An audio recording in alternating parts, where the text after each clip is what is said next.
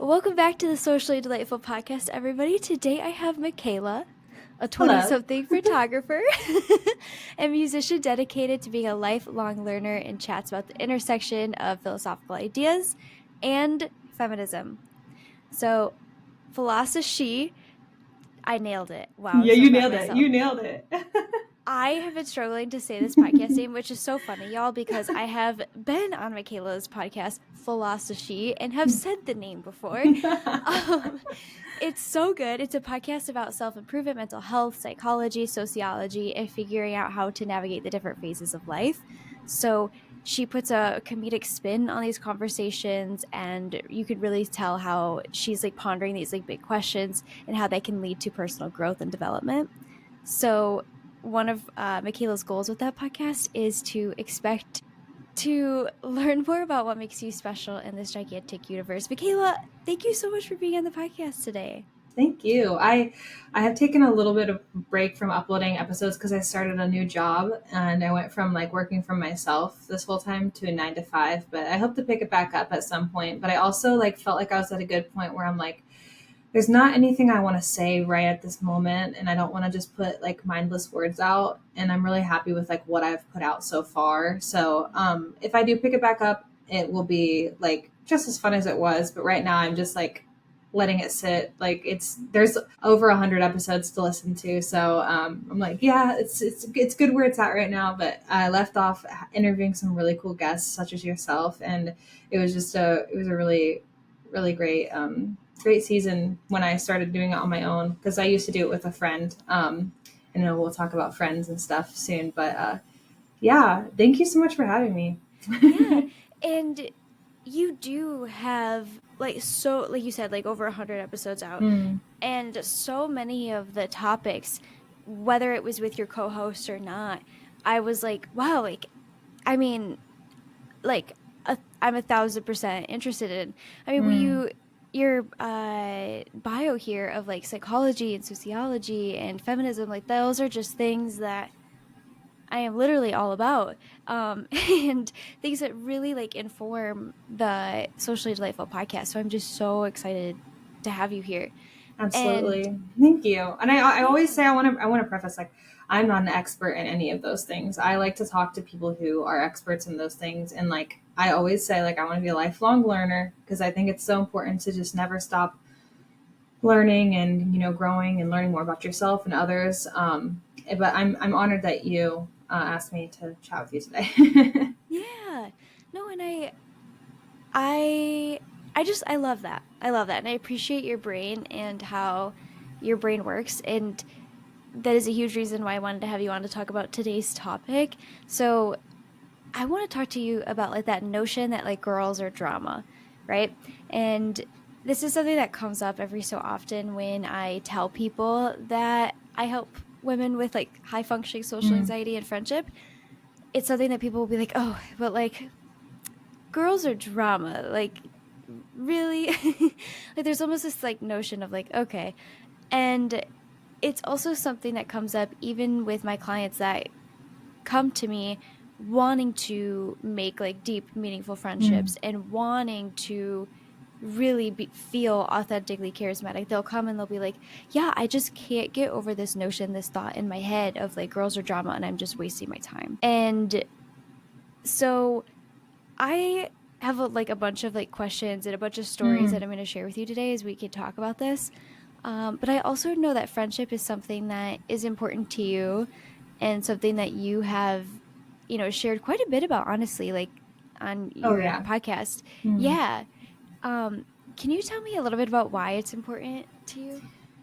Well, first, like when I hear the words like girls are drama, the first thing my mind goes to is like, okay, and like I think it's really important to recognize that, you know, cis women think so much differently than cis men. And like we are built to communicate, over communicate in a lot of ways. Women like to process and understand and feel things differently. So the notion of cis women, I say that because this is what we're talking about, and that's the only thing I can speak on. But when someone says that's drama, I'm like, I don't know. I just that doesn't encapsulate like what a woman is to me. Like we're so much more than that. And it brings up a podcast episode I listened to. It was Jonathan Van Ness's podcast called Getting Curious. And he had I think it was a communication expert who was talking, who had studied like a bunch of different communication and different cultures, specifically with women. And she was talking about how like gossip has been thrown around as such a negative word, and how it's actually not a negative thing. Like we gossip to survive. We gossip to, learn about each other's lives, to connect, to relate to people. So to just say like women are drama and to avoid relationships because of that, I think it's a cop out. Like there is so much depth to, women and female relationships. And as far as your question goes, and my experience with female relationships, I'm in my mid-20s now, and been out of high school for a little bit.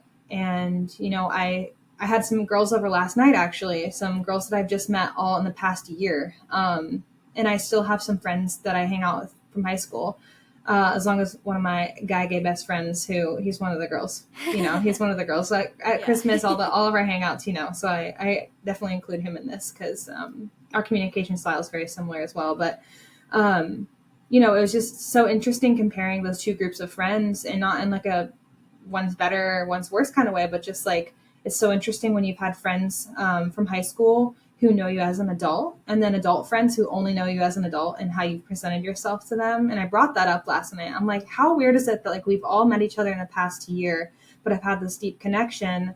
But you guys don't like know the high school me, and you only know as far as I can explain it to you. It's just fascinating going from like childhood to adulthood and navigating those friendships. And I think that is one of the biggest parts in life that, brings you the most challenges when it comes to relationships, besides, when you get older and you kind of fizzle out and aren't as intentional with relationships, because I think that's a whole nother topic to talk about. But as far as that early 20s flip between adolescence to literally you're just suddenly an adult, nobody really talks about that. I mean, you'll hear your mom say like, yeah, like if those of you who are married, like I am, like I remember my mom saying, you won't talk to like half your bridesmaids and like 10 years after your wedding. And I was like, no, you don't know my friends like I know my friends. And then sure enough, right after my wedding, like I had a falling out with like 4 of my bridesmaids, and it's just like, okay, maybe mom was right. But also, you have to learn to manage expectations in relationships, and not just romantically. You have to manage expectations in friendships as well, and know that like nobody is going to stay the same. And in fact, I do not want to stay the same, and I don't want my friends to stay the same. I want to love them unconditionally through every season that they're going to go through. And if we just aren't a mesh, then that's okay. There's somebody out there that I will be able to, have that twin flame relationship with again. So. Yeah. And it's for me as well. Like I was talking to somebody about this the other day, and friendship has always been so important to me because I did not have a great relationship with my family growing up.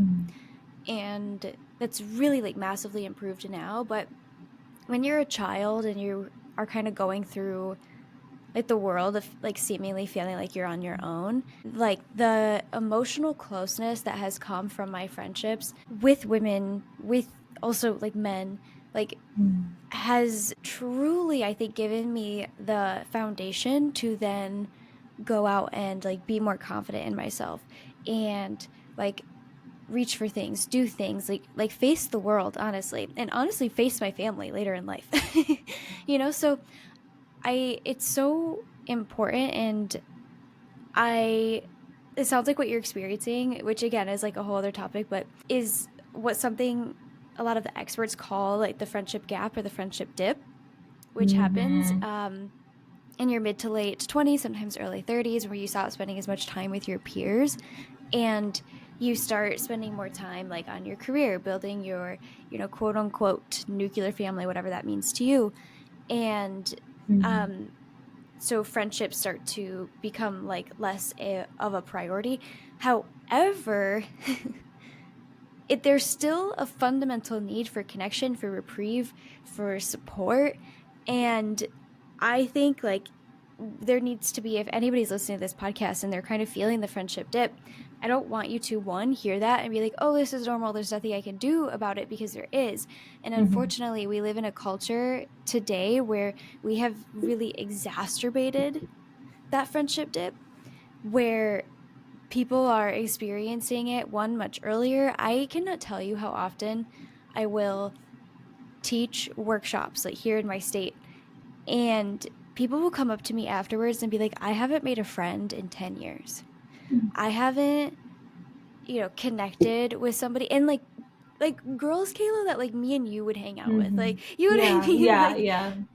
Like women Mm-hmm. that, because I think also there's a stereotype of what that means, right? Mm-hmm. So anyway, it's so important. And one of the reasons that we've exacerbated, if you will, like this loneliness or this friendship dip is also our thoughts about other women and it not being worth it to connect, Mm-hmm. and women being drama or untrustworthy. And it happens at least once a week. It's always like a joke I have with my clients. I'm like, oh, it's just you this week.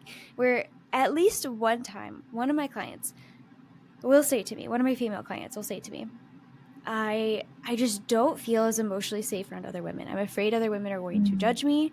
That's hard. I'm Yeah, Mm-hmm.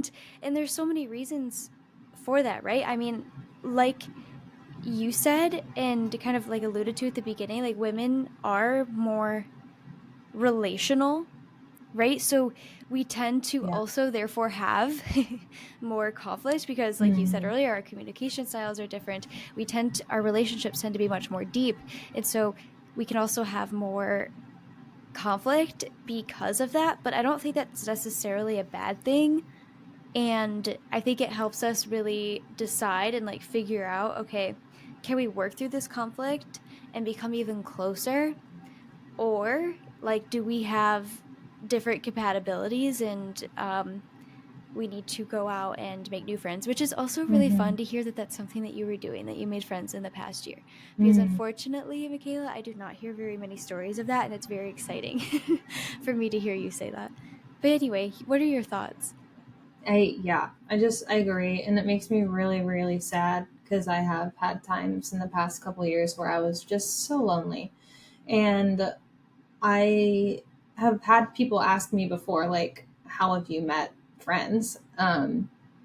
It's like the age old question of, young adults, but also like all of us, because we all want to be seen and heard and loved and have platonic relationships outside of our romantic ones, or, if we don't have any romantic relationships, we just need that community, that support. It's always important. Humans are supposed to be around other humans. And if you say you don't like being with people, maybe you just haven't found the right people or found how to like hang out with people that, or maybe you haven't realized like your personality as much. Because if you're an introvert and you say you don't like people, it might be those people like sucking the energy out of you. It could just be you need to, go home and recharge before you like go see some other people. I had a friend yesterday who was like hanging out with people in the morning, and she was like, I was late because I was not done recharging yet to like see people again, which is so relatable. But that's just one food for thought. But I think the best way to meet friends, in my opinion, and what has worked for me and a couple of my other friends, um, is spending time in places that you like, whether that's the coffee shop, the gym, the comedy club. My husband and I have gotten really into rock climbing, and that's where we've met all of our friends. I'm not one of those people that's like so like die hard rock climber, but like it's a very fun hobby that we've really come to like. This year, I joined two different book clubs because last year or year and a half ago, I guess, I really was seeing an absence of deep friendships because Maddie, my previous co-host of the podcast, we're still best friends. Just talked to her on the phone like 2 hours ago, but she moved across the country, and as much as you can keep up with each other over FaceTime and texting and calling, there's nothing like being in person. And she can't come to my like little get together, she can't come to my book club. So I was like, I really need to find other friends, and she also was forced to do that in Colorado where she moved. And she did that by, finding people at the gym. She used Bumble BFF to find some girls in her area, and it was very successful. She just went on a trip with like 4 of them that she met. So it takes work. Obviously, it's very scary. The way that I met my friends at the climbing gym was I literally looked at my husband. I said, "Those 2 girls over there look really nice and really cool and like really strong. Like I want to be like them, but also like I want to talk to them." And he's like, "Just go do it. Just go say hi." And I was like, "Oh, I don't know." And it literally took me an hour to like work up the courage to literally go up to them and be like, "Hi, you guys look really cool. I just wanted to say hi." I literally said that to them, and like a year later, they're 2 of my best friends.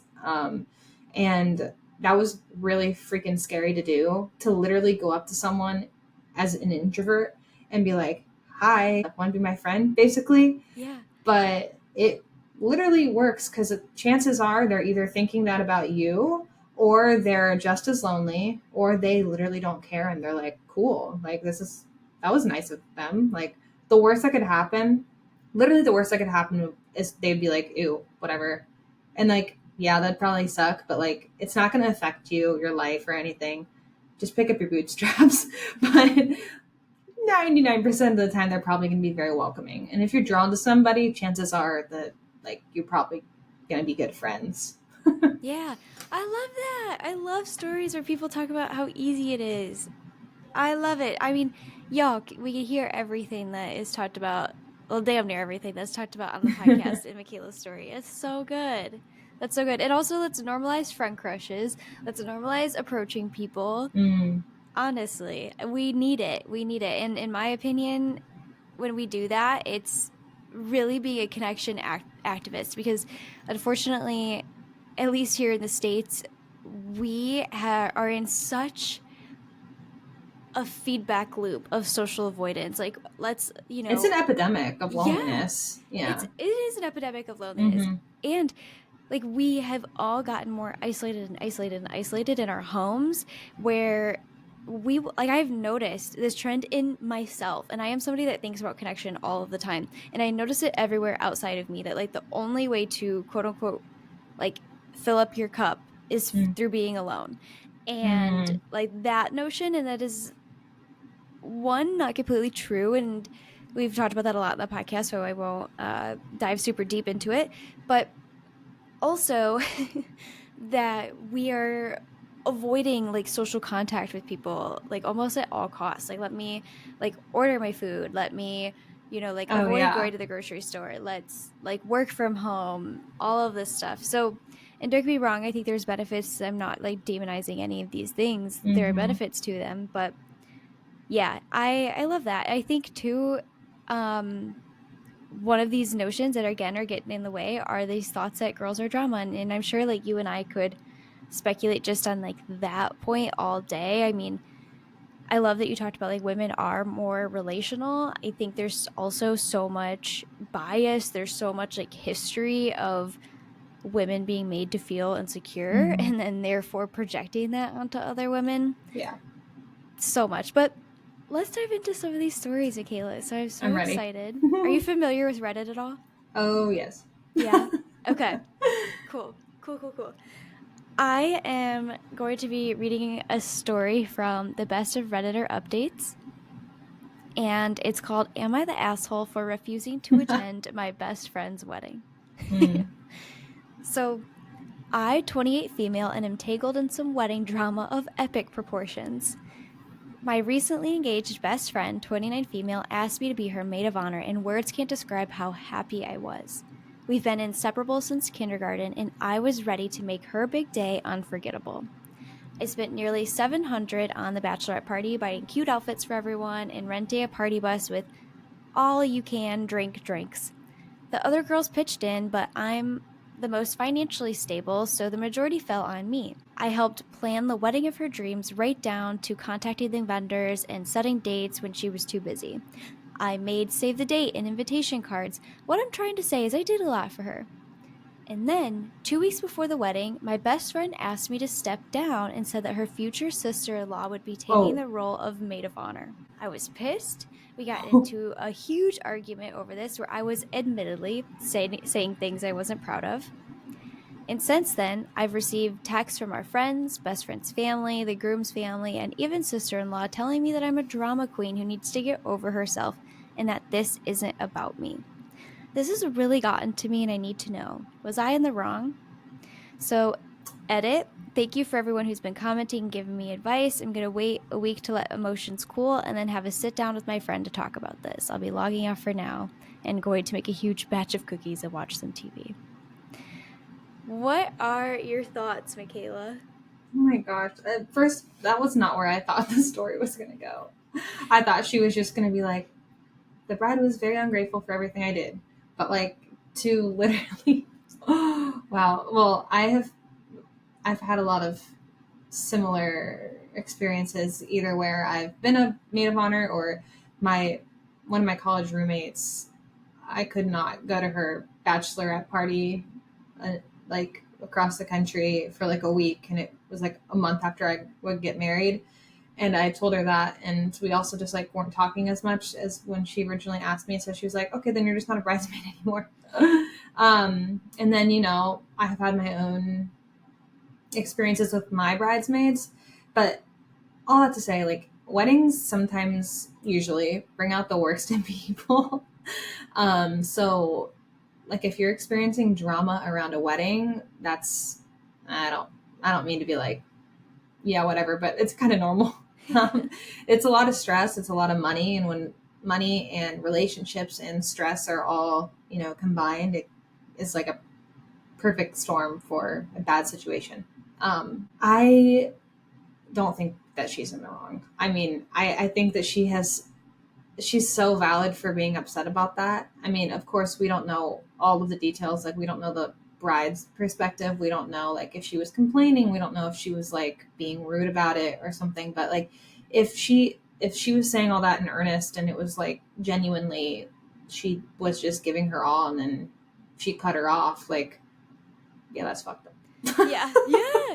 I'm really curious as to why this feels like really out of nowhere, and I can't imagine being friends with somebody for so long, and I feel like the friend is like not saying something. You said that weddings bring out like a lot of drama, and I've heard that over and over again too from people that have had weddings, and one of my guesses, let me know what you think about this, Micayla, because relationships, especially when it comes to friendships, like 50% of our friendships tend to be mutually prioritized. And what that means, everybody, is like if you could picture a triangle, is that, and like this triangle is like full of all of your relationships and all of your friendships, is that half of that triangle matches up to be like mutually reciprocated, where you are all prioritizing each other the exact same way. And before you freak out and you're like, oh my God, half of my people are prioritizing me the same way I am them, you're doing it to other people, babe. Like, It's okay. Yeah. But there's human nature. Yeah. And there's a ton of reasons for that. Sometimes because like we feel like we get more of our needs met with like this person than this person, even though this person over here puts in more effort. It's also truly too that the timing of everything and like when somebody enters your life, maybe you enter somebody's life and they are prioritizing other people more than you. Yeah. And there's so many things that go into this, but I think weddings tend to be a place where we are showing people how much we prioritize them. And then I think a lot of people like figure it out, like, oh, I'm not being as prioritized as much, and like drama ensues because it can be painful, it can be hurtful. And if y'all are really interested in this topic, the episode that we have on what is a medium friend, go check that out because we talk all about this. We talk about what to do if you feel like you are somebody's like low priority and stuff. But that's my thought of like this comes up with weddings because it's basically just a very public, here's where I prioritize you. Yeah, and like not just if you are the one having to show up for the bride, but also when you're told like what order you stand in as a bridesmaid, you know, who's the maid of honor, who's not, who is just like a sibling, who's a, you know, yeah, it gets messy. And I got married very young, and my husband and I have said so many times, because we shoot weddings together.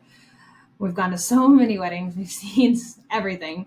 Um, we both say, like, if we could do it again, we would just elope. We wouldn't have a bridal party. Like, if anybody is out there planning their wedding right now and you're on the fence about eloping or on the fence about having a bridal party or not, like, just don't do it. Like, it's great to have support, and you can still be supported in those ways. You can still have a bachelorette party, but like, there really is so much weight in asking someone to like stand by you on your wedding day. And they're in all the pictures, they're in the video. If you get a video, you know, they are the ones making the decisions for like your party and stuff. Like, it's a lot. And you know, if you're in your like later 20s, early 30s, and you've been friends with these people and you know them like really well, it's a little different. But I mean, at the same time, I really thought I knew my matron of honor really, really, really well. And that friendship ended after the wedding. So yeah, it's a really dicey thing, and there's a lot of pressure there. But if you want to avoid that, just don't just don't have bridesmaids. Fair. So Yeah. fair. So fair. Getting back to the story here, and hopefully it gives us more of that context. So she says, a small update to answer some questions. I asked for $200 of the money back because $500. Oh, are No, you I'm good? just saying. Oh, That's an interesting move. yeah. I gotcha. That was funny. I thought something had gone wrong, and I was like, wait, what? No, just shocked. Just appalled. Got it. I love it. I love the sound effects. Keep it up. They're adorable. So I asked for $200 back because the $500 was repayment from when she paid my rent in college for a month. I hadn't paid her back sooner because she requested I use it for the bachelorette. She's been dating her fiance for 8 years, and we're waiting to be more financially stable before getting married. On to the update. I called her this morning and asked to talk, and she agreed, and we set up a meeting on Thursday at a local coffee shop. I'm a bit concerned because she sounded really shy and nervous on the phone, and hopefully it goes well and I can do official update with happy news. Thank you so much for your advice. So then some people says like, okay, asking for the money back. Like, I tried asking for some of the money back, but she called me money hungry and said I never told her it was conditional. Someone said, have you talked to sister-in-law? And she said once or twice before this went down, she had been texting and calling me to tell me what a self-centered jerk I am, but I haven't replied. Someone asked, did she give you a reason why she asked you to step down? And she said, sister-in-law is an introvert and might never get to be a maid of honor, and I have a large friend group and might be a maid of honor at one of their weddings. Is she close to sister-in-law? She isn't particularly close to sister-in-law and even would have complained about her at times, but sister-in-law is the youngest member of the nearby extended family. She's 18. I don't know if that changes things, but I think my friend felt like sister-in-law was coddled. And then, could there be something going on behind the scenes? I didn't consider behind the scenes abuse. From what I've seen of the fiance, he's very kind and sweet and treats her right, but I don't know much about the family. I want to talk to my friend once emotions have settled a bit. A few people have mentioned the groom's family is pressuring her, and I think that's likely. I thought it was extremely out of character, but one person said she might feel pressure to conform to the family since she wants them to like her. I'm not sure what the actual reason behind her actions are, but I hopefully can sit down with her and talk it out. Okay, on to the next little update here. So this is an update. I took everything to heart and everyone's advice was great. I met my friend around 9 a.m. at the local coffee shop, and she looked really bad. Her hair was super greasy and unkempt. She had really bags under her eyes, and she seemed totally exhausted. When I asked her what was wrong, she just apologized. I kept prodding, and it turns out her in-laws are real pieces of work. Apparently, they've been harassing her for nearly 3 years about having sister-in-law as the maid of honor at the wedding. And when my friend chose me, they went ballistic.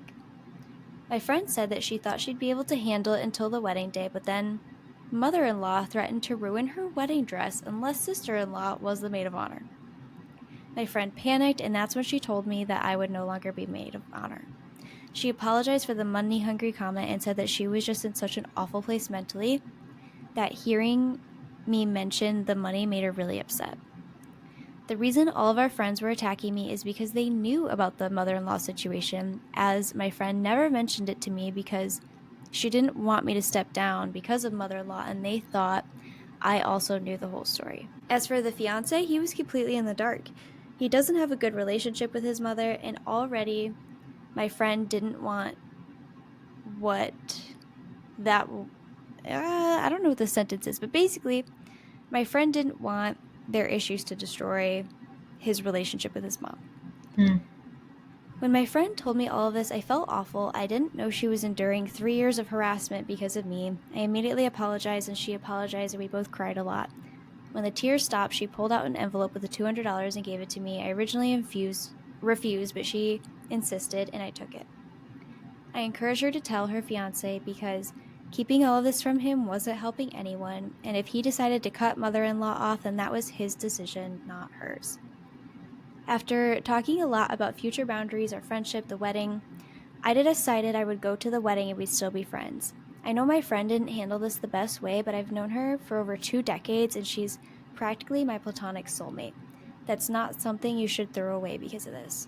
Originally, that's how my update ended, but as I was typing this, I received a text from my friend saying that the fiancé disinvited his mom and practically half the family, including sister-in-law, because of their treatment of my friend and me. And she asked if I would be maid of honor again, and I said yes. What are your thoughts on this, Micayla? Oh my gosh. That was a roller coaster. I'm assuming it has like a lot of interactions on Reddit because like that's actually insane. Like I thought I knew where it was going and then it just kept throwing me for a loop. Yeah. I have so many thoughts. The first thing that comes to mind is the, idea of boundaries. I've had my share of in-law drama. And really like you need to be with a partner that will stand up for you. You need to be with a partner that you are comfortable sharing, your emotions and your thoughts with. And it sounds like her partner ended up, doing the right thing and standing up for her and creating that boundary. But like my husband did. But like that's so important to end up with a life partner that will be on your team no matter what, even if you're wrong. Sometimes like it's you stand by your person and you stick up for them and you fight for them. But that also, goes for friends. If you, I, in the middle of the story, I was going to say like, wow, you really need to cut your losses and like cut her off. But then when you see, beneath the layers, you see that she was actually being like verbally abused, mentally abused, kind of. And I mean, I think that it had the best resolution possible. But if she would have not, explained that to her, or if her fiance didn't help out, like sadly, like 20 years or not, like that really shows your true colors. But I'm really happy for the girl who was the bridesmaid that she was able to get an explanation, because that could have been a really painful friendship breakup without closure. And that's really, really hard. Like speaking from experience, it was worse than like a romantic breakup for me when I had a friendship breakup with no closure. So, gosh, Yeah. I mean, congrats. I'm glad that it got all figured out like in the end. Oh my goodness. What a roller coaster. Yeah, it's such a roller coaster.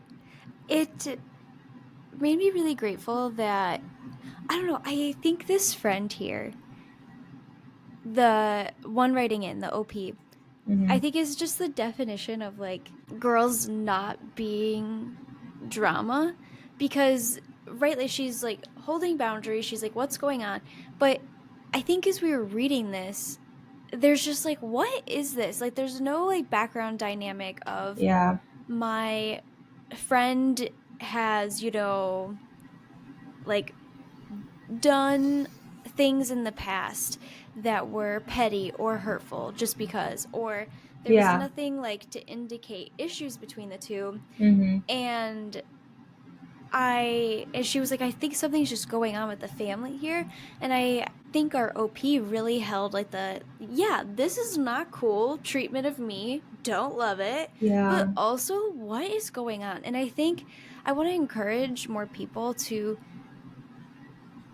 and it's such a case by case basis, but like if you Mm-hmm. have a friend that is not acting in their normal Yeah. behaviors, if you have a friend that out of nowhere is Mm. doing things that are out of character, like I think in our current culture where we're just like so about boundaries, which don't get me wrong, boundaries are so important and huge and Mm-hmm. amazing, and I love that we are doing that for ourselves. And I think we can be really quick to be like, nope, done. And imagine if that would have happened here, right? Yep. Over what?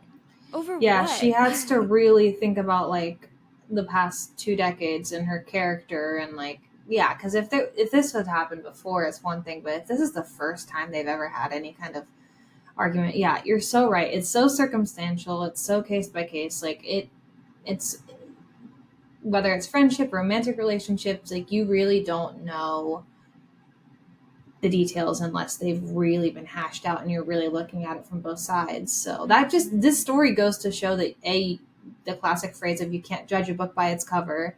You don't know what people are going through, and Yeah. yeah, some people just have. She sounds like a people pleaser. The bride. She sounds like a major people pleaser, and that's something she'll probably have to work on for the rest of her life. But I'm glad that she was able to recognize that. And oh my gosh, the fact that she apologized, that's everything. I mean that shows you her character. That shows you that she's willing to fight for the friendship. That. And I think we can get so uncomfortable when it comes to conflict with friends. And I just love so much of how her OP was like, look, it's not worth it to me for this one moment where she didn't handle things the best, so she's going through a rough time. And I mean, look where it ended up, right? Like I I just think we hold sometimes people to impossible standards. And that's really coming from somebody that, like, my friends that I've been friends with for a really long time can all be like, yeah, you did back like in middle school and etc. Like we can hold people to impossible standards at times because as women sometimes we have a lot of impossible standards placed on us. But I think Oh this yeah. story is such a literal example of like how there are outside forces at play and how cool it can be just to check in and be like, girl, are you okay? Hmm. like like Yeah. do not underestimate the girl, you okay? Yeah. I think yes, I totally agree with that. And you have to remember like nobody owes you anything and you don't owe anybody anything. And that's why friendship's important because it's a privilege to have somebody that cares about you, and it's a privilege to have someone to care for. Mhm. And I firmly believe that in romantic relationships, friendships, familial relationships, like yeah, even family, because like sometimes there are parents that don't deserve their children's love and vice versa. Like it's just it's so true for all relationships. And like I like I think it's so much more romantic to think like I get to choose to love this person than like, oh, we just like fell in love and we're meant to be. It's like, no, I'm choosing to like show up for this person. I'm choosing to love this person. I'm choosing to show up for this friend and love this friend when they just had a baby and they have absolutely no energy to give me and Yeah. they don't have any time to spend with me.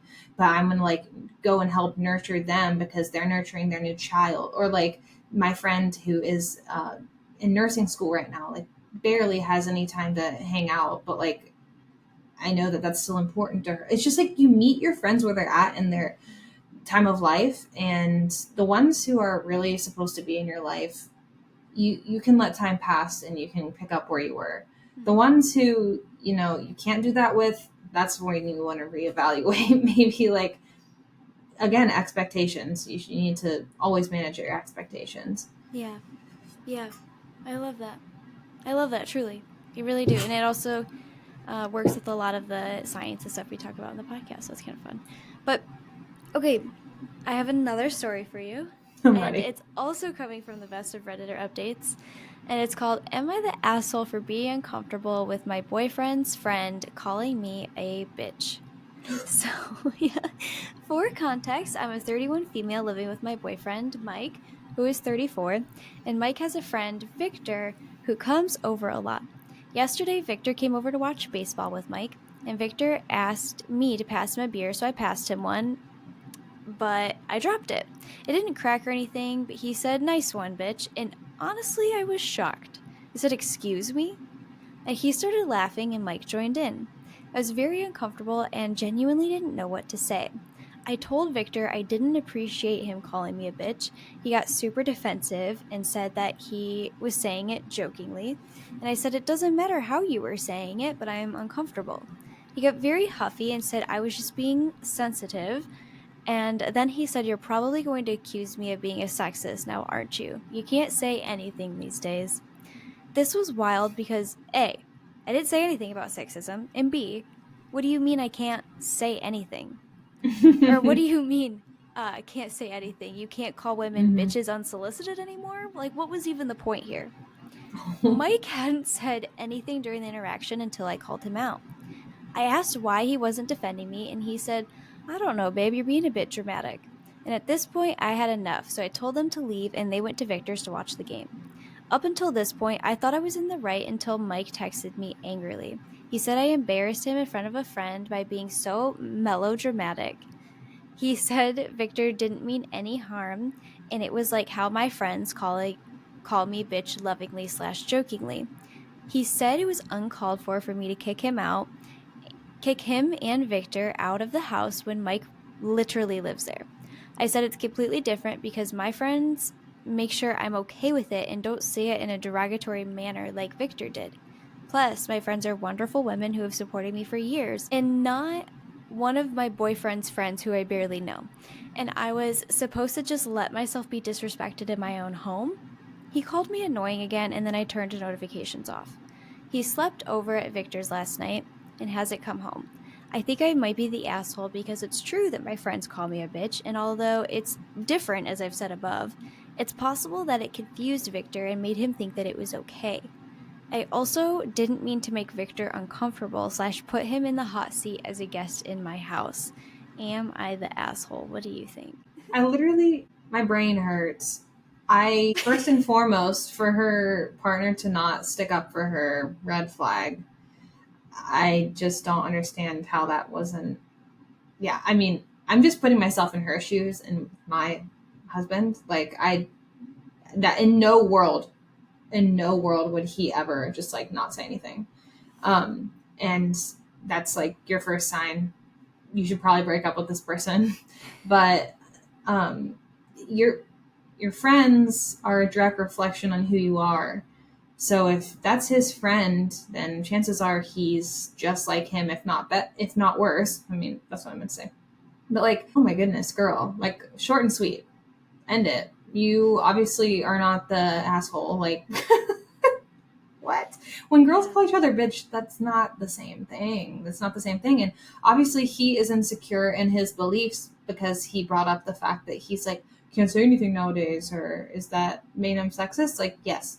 And yes. Like, yeah, like, Yeah. look inward, my guy. So, yeah. I also think it's so different if I were to call my girlfriend a bitch. Like, just the fact in general, like, I don't think men should call women bitches most of the time, especially if you do not have that previous relationship, I would say. Mm-hmm. I don't think it's like a never situation, like you can't be joking around as a friend and say it, but I do think it really does have different venom behind it when a man is saying it to a woman, because normally it is historically literally been used to like be derogatory. Mm-hmm.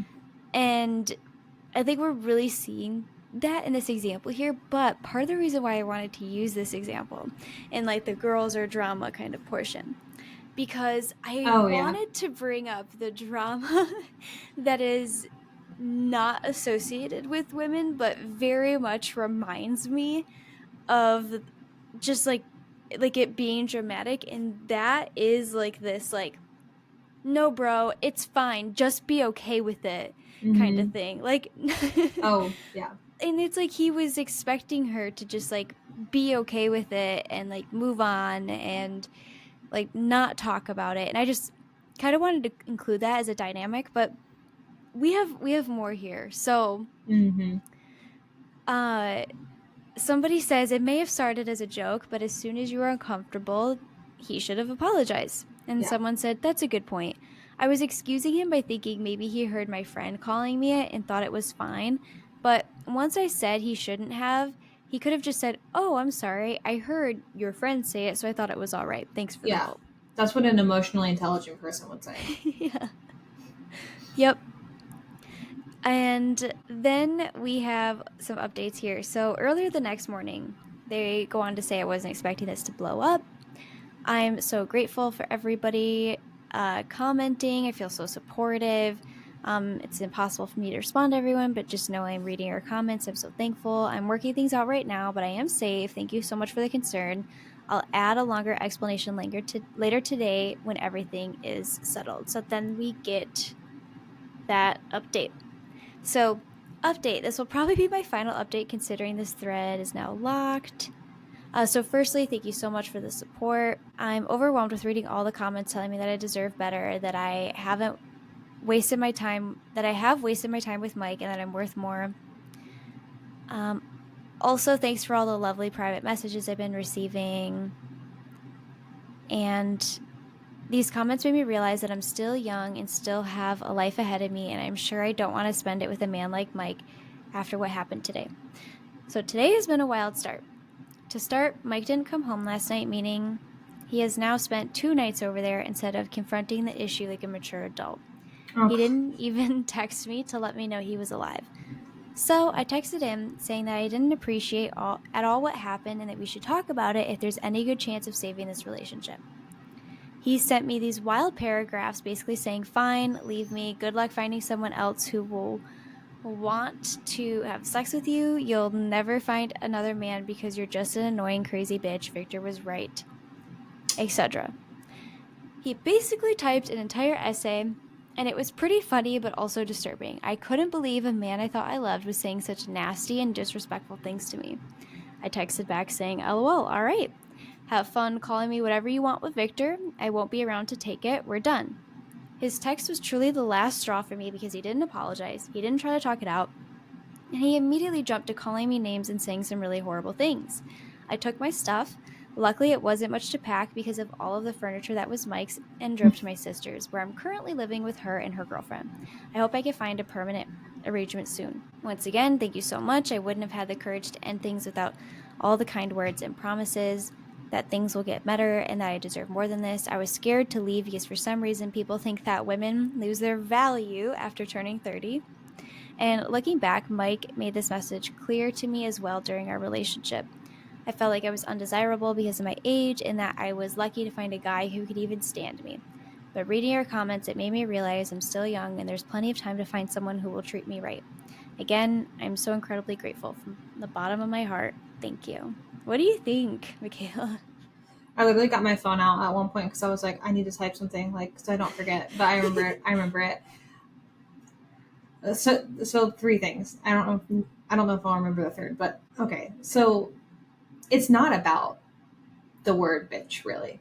It's, I mean, yeah, that's the word that he used, but it's not about that. It's about the lack of apology, the lack of empathy, the lack of standing up for her, the fact that he's friends with this dickhead, the fact that like he didn't respond to her, the fact that he's acting like a child.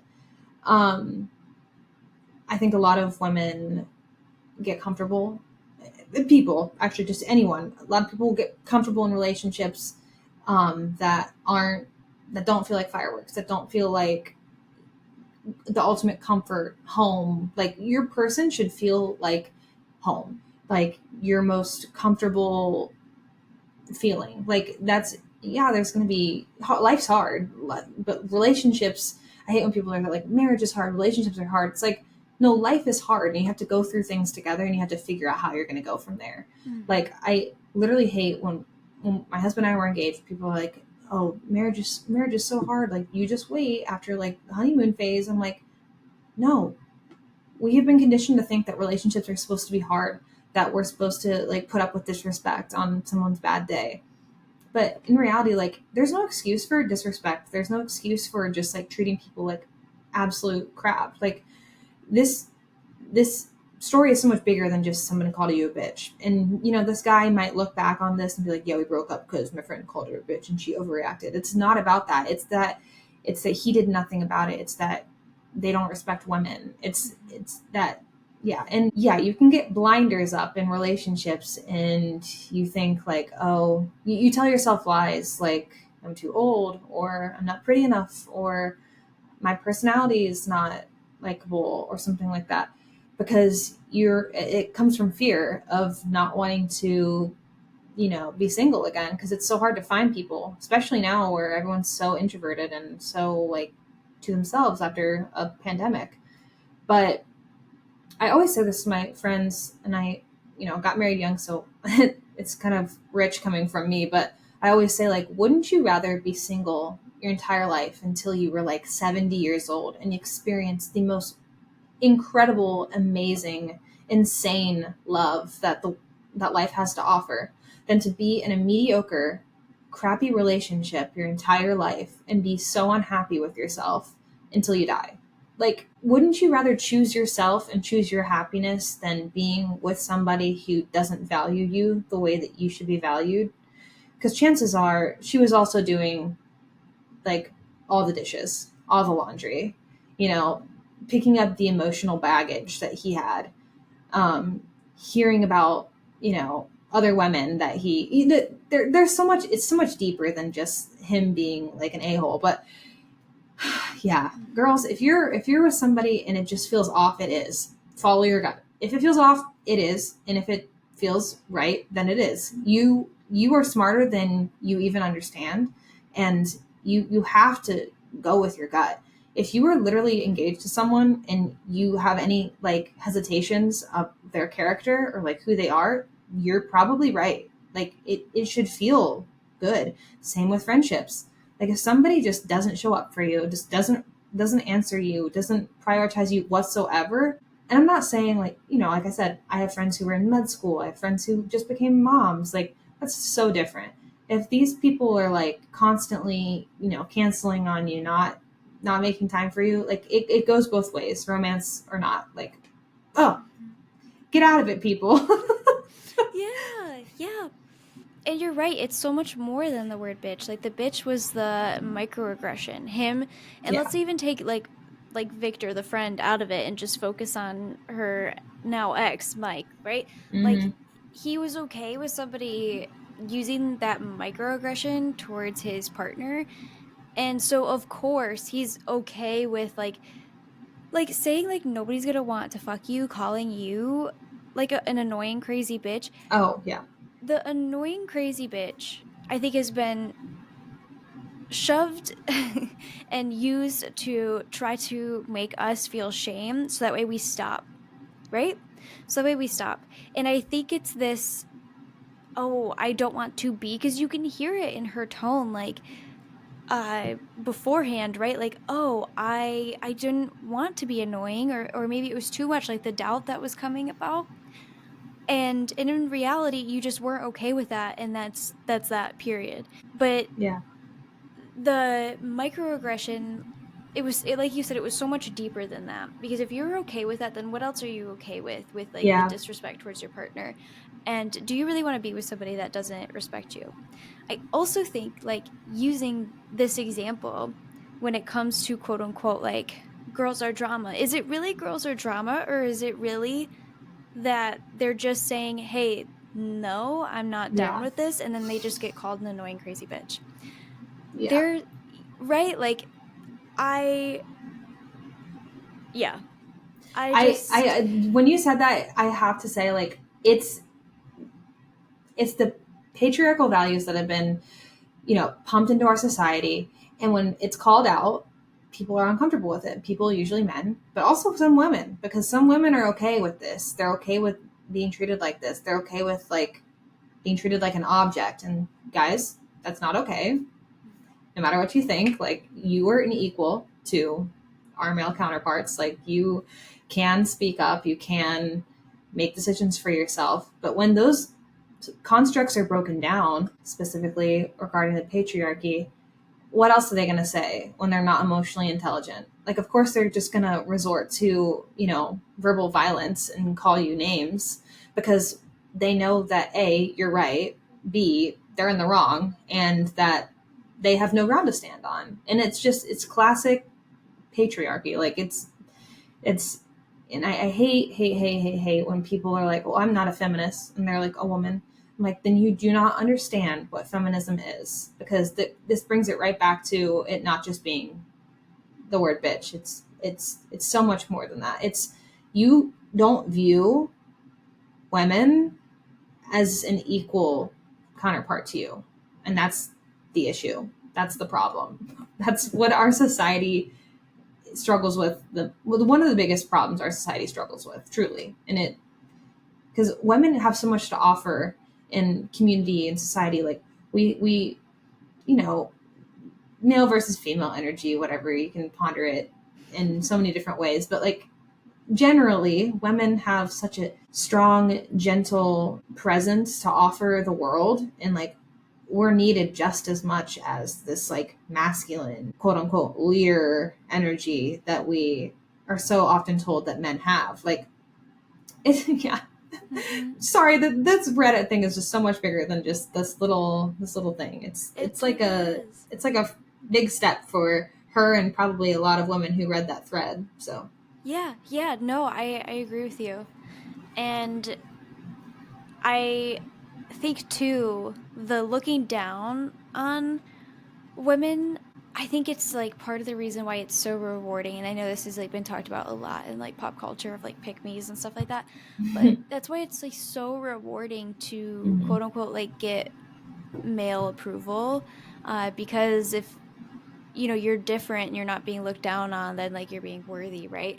But I also think it's this like, oh no, you're just dramatic, you're an annoying crazy bitch that has like a lot of women like distrust themselves. And also, I think we see that come out in like female to female like relational aggression at times, because it's like, oh, I distrust myself, and if you're being like confident, then like you're not supposed to be, right? Do you know what I mean? Like I just kind of wanted to begin that conversation, and this is something that we're definitely going to talk about more in the podcast. We're going to have more stories about for sure, because it's so huge. I didn't think we were going to cover it all today. But Micayla, thank you so much for being on the podcast.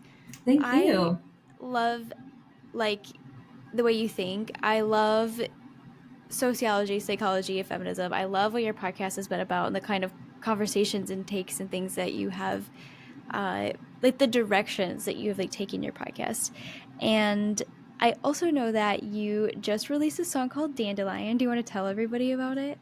Yeah, I have an interesting relationship with my music. My entire life, I've only wanted to be a singer or, actress, which a lot of people do. But for me, I just feel like it has been this like really painful passion to have, because I grew up so religious and I was told like the only music I should make is like Christian music. So the past couple of years I've been trying to really dive in and like understand like what kind of music I actually want to make. So Dandelion is still very much so a part of like my old era, but it was something I needed to put out because it just felt like a release of like the time of my life that is in the past now. And that time of my life was when I was friends with my previous matron of honor that I was talking about. And this song is literally about friendship breakups and how painful they can be and how it can feel like you give somebody your everything and they give you nothing in return. And just the judgment that comes when you leave a religious structure and your friend doesn't, and stuff like that. So yeah, it's called Dandelion. It's available on all streaming platforms. Hoping to release more music in the next year or so. It's just so expensive. It's so time consuming. But I believe we should all put time and effort into things that we really like. So I need to, use my own advice and do that for sure. But yeah, it means so much if you guys listen to it. I shared it on your stories. But yeah, I'm excited for my new music coming out soon because it's going to be a totally different vibe and it's more so like, who I am. But I'm going to be doing a lot more with my music rather than my podcast. So very excited for that. Awesome. Oh my gosh, I can't wait to see, like you said, like just this more of you. That's so exciting. I love that. I really appreciate it. Thank you. And everybody go stream Dandelion. And where can people like find you if they want to just like keep up to date with what you're doing? Yeah, absolutely. My Instagram is at Micayla, so Micaylarie. And then Philososhe is the podcast. But all my music and stuff I post on my personal page. And I'm under the same name on Apple, Spotify, Micayla. So that's pretty much universal with where you can find me. So beautiful. All right, everybody, go check out Micayla's work. Micayla, thank you so much for being on the Socially Delightful podcast with me to talk about this like huge topic and like try to break it down and just get more takes on it. Thank you so much for being here. I could talk with you for hours, and I'm loving what you're doing in your podcast space. So best of luck to you. Thank you. Thank you. Thank you.